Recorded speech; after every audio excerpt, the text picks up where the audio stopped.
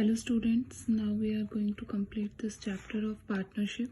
So now the topic is partnership deed.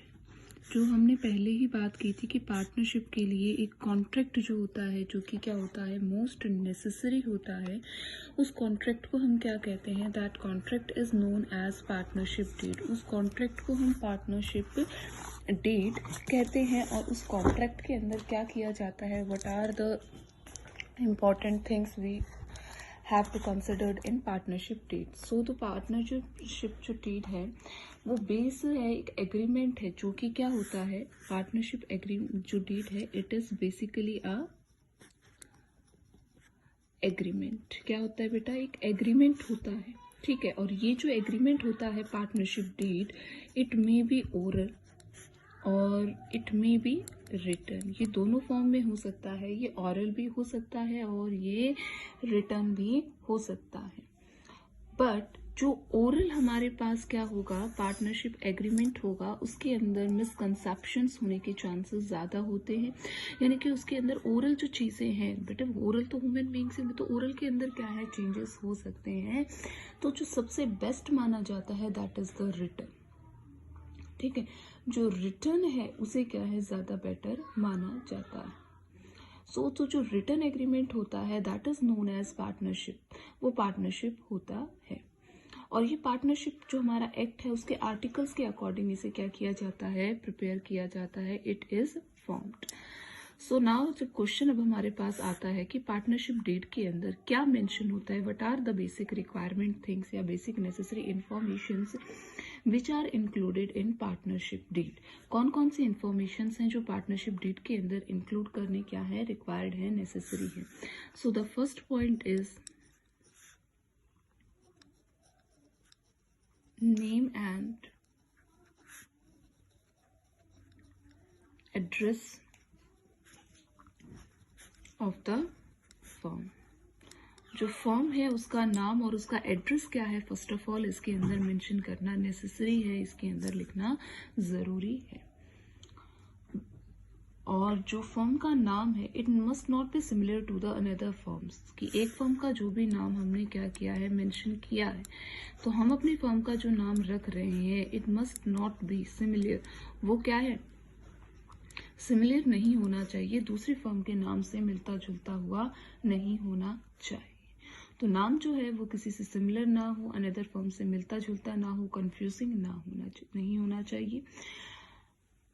Should not such, और कुछ ऐसे भी नाम होते हैं that are sanctioned by the government, जैसे गवर्नमेंट ने जिसके लिए, जैसे कि एक वर्ड होता है crown, empirical, state, queen, royal,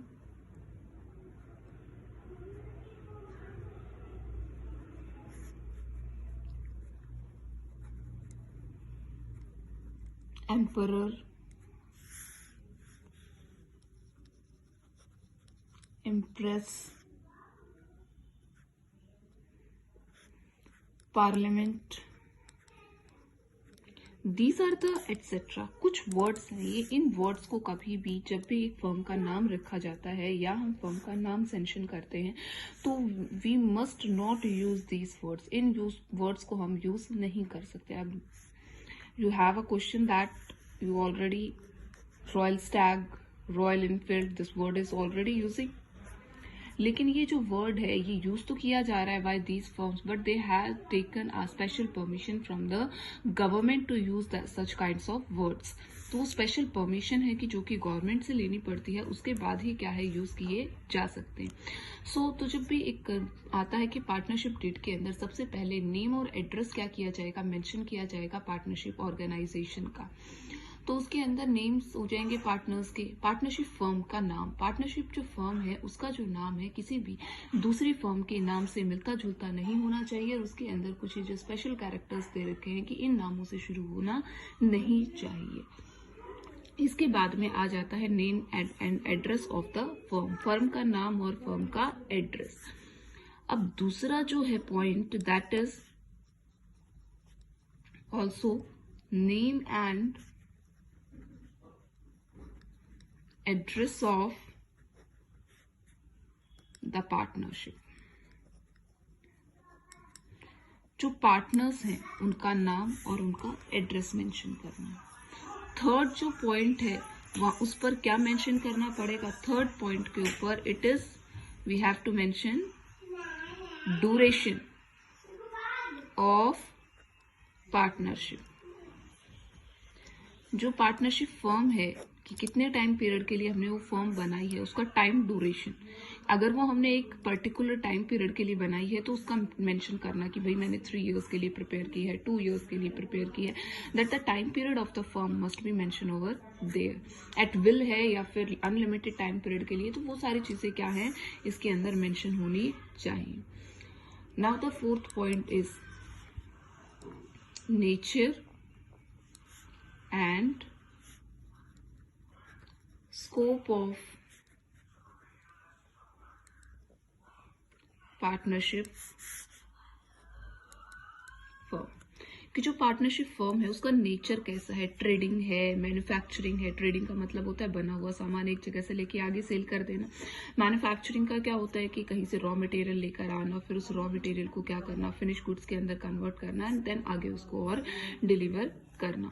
scope छोटा है, बड़ा है, मीडियम साइज ऑर्गेनाइजेशन है, लार्ज साइज ऑर्गेनाइजेशन है, तो ऑर्गेनाइजेशन का साइज कैसा है, तो उन चीजों को भी क्या है यहाँ पर मेंशन किया जाना है कि that they are doing a partnership business of trading nature and its scope is very narrow, it's a small kind of business और इट इज अ मिडल और it is a large business. तो all these things must be mention over here. Now the fifth point is contribution of capital by partners।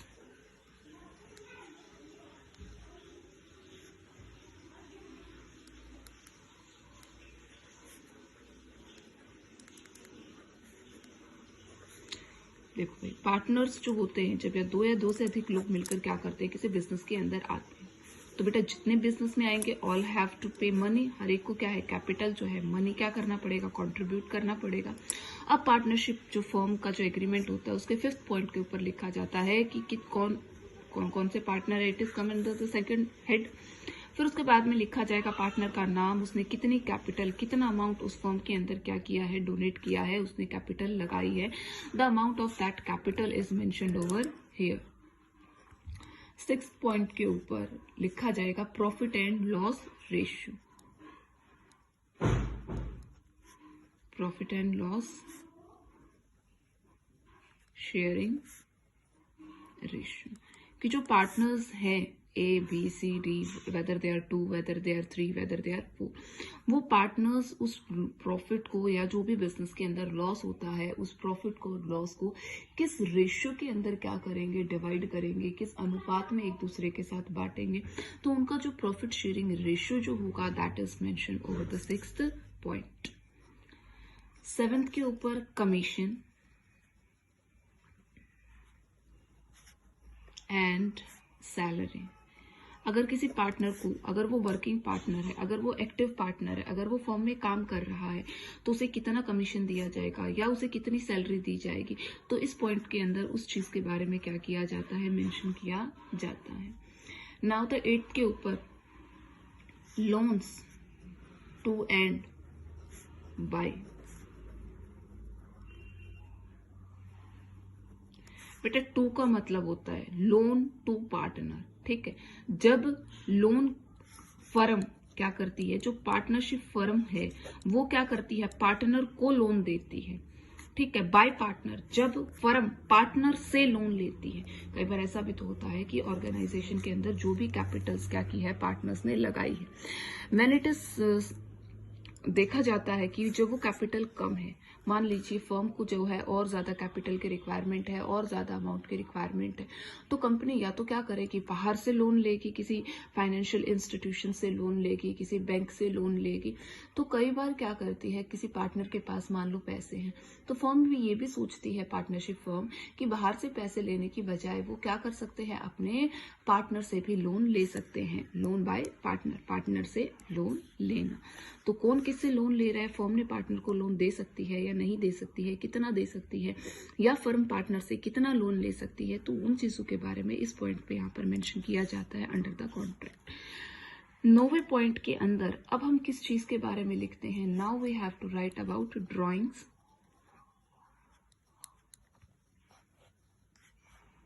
And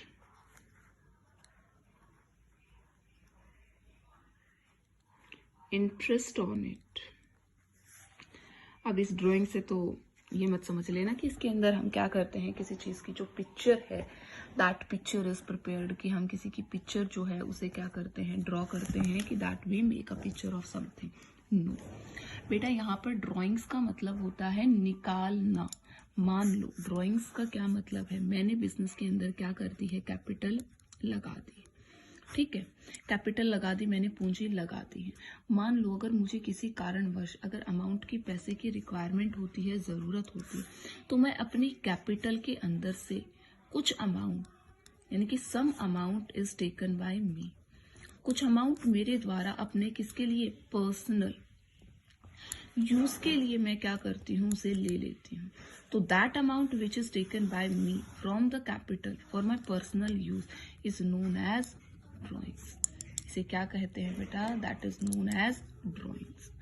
वो क्या कहलाएंगी, drawings कहलाएंगी। अब कई बार जब हम इन drawings को निकालते हैं तो जिस तरह से हम ब्याज लेते हैं, वो लोन लेते हैं, तो लोन के ऊपर क्या करना पड़ता है, ब्याज देना पड़ता है, वी हैव टू पे इंटरेस्ट ऑन इट। तो जस्ट वैसे ही ड्राइंग्स के ऊपर भी जो हम क्या करते हैं, पर्सनल यूज के लिए पैसे लेते हैं। कई बार पर्सनल यूजेस के लिए क्या किया जा सकता है, ऑब्जेक्ट्स या जो चीजें प्रिपेयर की जा रही हैं, गुड्स को भी क्या किया जाता है, फर्म्स के अंदर यूज किया जाता है, तो उसके ऊपर भी क्या किया जाएगा, इंटरेस्ट पे किया जाता है। That is the point we are talking here कि is there is any permission to take drawings, drawings लेने की परमिशन है या नहीं है, या ड्राइंग्स कितनी ली जा सकती हैं, या ड्राइंग्स के ऊपर कितने इंटरेस्ट की अमाउंट की क्या है पेमेंट की जाएगी। तो ये सारी चीजें यहाँ पर क्या है, मेंशन की जाती है। इसके बाद में जो 10th पॉइंट है उसके ऊपर आ जाता है audit of the books of account. Audit of the books of accounts. Audit का मतलब होता है चेक करना, किसी चीज को क्या करना, चेक करना, कंप्लीट डिटेल के अंदर उसको देखना कि उसके अंदर कोई खामियां तो नहीं है। जो भी अकाउंट से जो भी बुक्स क्या की जाती हैं, प्रिपेयर की जाती हैं, वो ऑलवेज क्या है, ऑडिटर के द्वारा चेक की जाती हैं, उनका ऑडिट होता है। तो इसके पॉइंट पर यह मेंशन किया जाता है कि बुक्स का जो ऑडिट है वो आफ्टर 1 ईयर किया जा रहा है या 6 मंथ्स के अंदर किया जा रहा है। तो what is the time duration of auditing of accounts, तो अकाउंट्स की ऑडिटिंग कब होती है, कब उन्हें चेक किया जाएगा, हाउ दे आर चेक्ड, ठीक है। तो इन सब चीजों के बारे में क्या है, मेंशन किया जाता है, बुक्स कैसे रखी जाएंगी, कैसे अकाउंट्स को प्रिपेयर किया जाएगा, कैसे उनको ऑडिट किया जाएगा, तो ये सारी चीजें इसमें मेंशन की जाती हैं। Now the 11th point is rights, duties and liabilities of partners. बेटा जो पार्टनर्स हैं उनके क्या राइट्स है, क्या क्या उनके अधिकार हैं, ड्यूटीज क्या क्या उनको काम करने हैं, what are their responsibilities and liabilities, कि अगर लॉस हो जाता है तो how much is their liability, वो लॉस को क्या करेंगे, हाउ मच अमाउंट तक वो क्या है, कवर अप करने के लिए कैपेबल है, रिस्पॉन्सिबल है। तो इन सब चीजों के बारे में क्या है, मेंशन किया जाता है अंडर द पार्टनरशिप डीड, की किस तरह से वो क्या करेंगे, इन सब चीजों के साथ डील करेंगे, क्योंकि यही सारी चीजें क्या होती है, आगे चलकर प्रॉब्लम्स क्रिएट करती है। क्योंकि हर एक चीज, जब तक किसी चीज को क्लियर एंड कट क्या है मेंशन नहीं किया जाएगा, there is always a situation of confusion among the peoples. So that is the reason that is point is included in the partnership deed, so that it make everything easy in an organization. Now the point 12th is, now what should mention, now the point is admission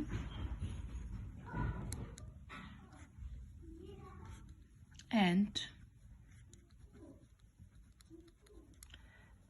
retirement of partners.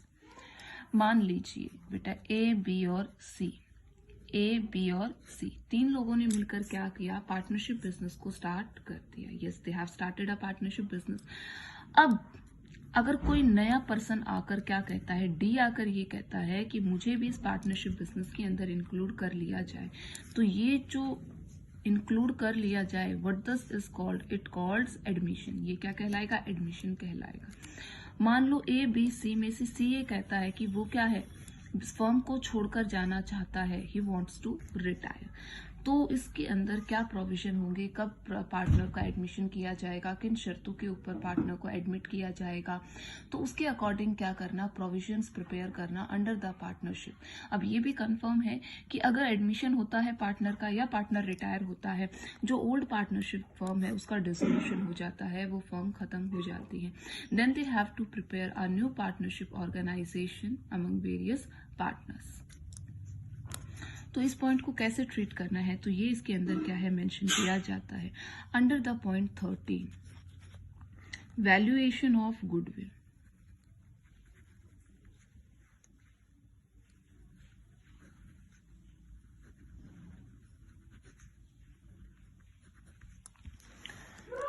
Valuation पता लगाना, calculate करना, of किस चीज का, goodwill का। Goodwill, what does the goodwill means, goodwills mean good name और the reputation.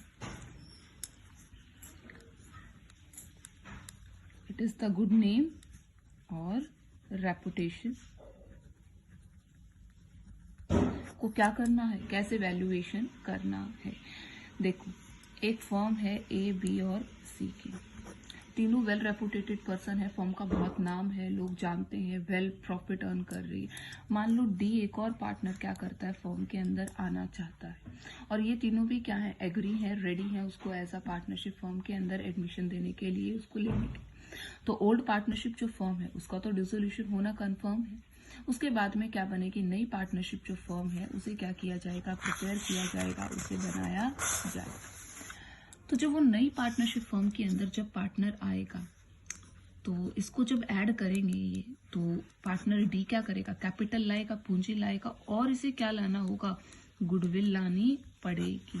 यानी कि जिस दिन वो फर्म के अंदर जुड़ रहा है उस दिन उस चीज की वैल्यू लगाना कि इस कंपनी का नाम कितना है, ठीक है, उसकी जो रेपुटेशन है उसको इन टर्म्स ऑफ मॉनेटरी क्या करना, कैलकुलेट करना, that is valuation of goodwill. उसको कैलकुलेट करना क्या कहलाता है, गुडविल की वैल्यूएशन कहलाता है।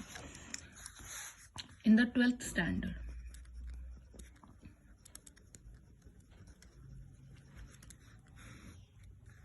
अकाउंट्स के अंदर आ जाएगा आपके पास सबसे पहला चैप्टर जो आपका आएगा, दैट इज पार्टनरशिप फर्म।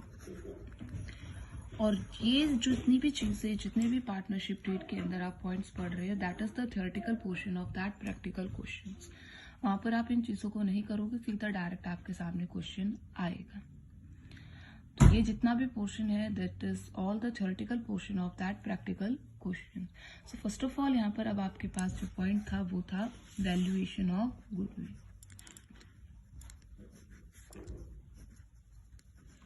जो गुडविल है उसकी वैल्यूएशन कैसे की जाती है, अगर हम अकाउंट्स के पोर्शन में जाकर अगर इसकी बात करते हैं, तो गुडविल की वैल्यूएशन करने का सबसे पहला मेथड होता है एवरेज मेथड। इसके बाद में होता है सेकंड जो एवरेज प्रॉफिट मेथड होता है।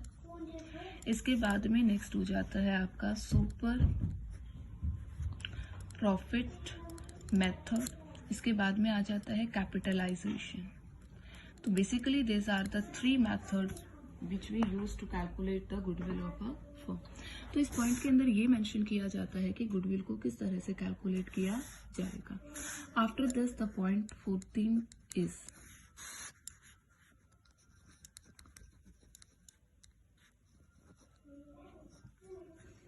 Dissolution of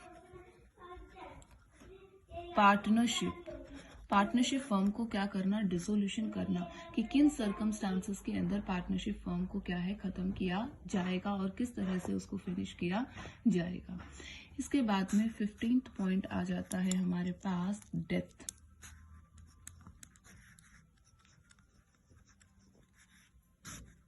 of uh partner. कि अगर किसी पार्टनर की क्या हो जाती है, डेथ हो जाती है, when a partner dies, his capital, जितनी भी फर्म है, जो भी ड्यू है फाइनल अकाउंट्स के अंदर, वो क्या की जाती है, जो पार्टनर का जो लीगल रिप्रेजेंटेटिव होता है, जो उसका सक्सेसर होता है, यानी कि उसका उत्तराधिकारी होता है, उसे क्या है, वो अमाउंट वो ट्रांसफर कर दिया जाता है, उसे दे दिया जाता है, इंस्टॉलमेंट्स में दिया जाएगा, किस तरह से उसको पे ऑफ किया जाएगा, that all the things are mentioned in this point. And after that there is violation of partnership rule, violation of partnership rules.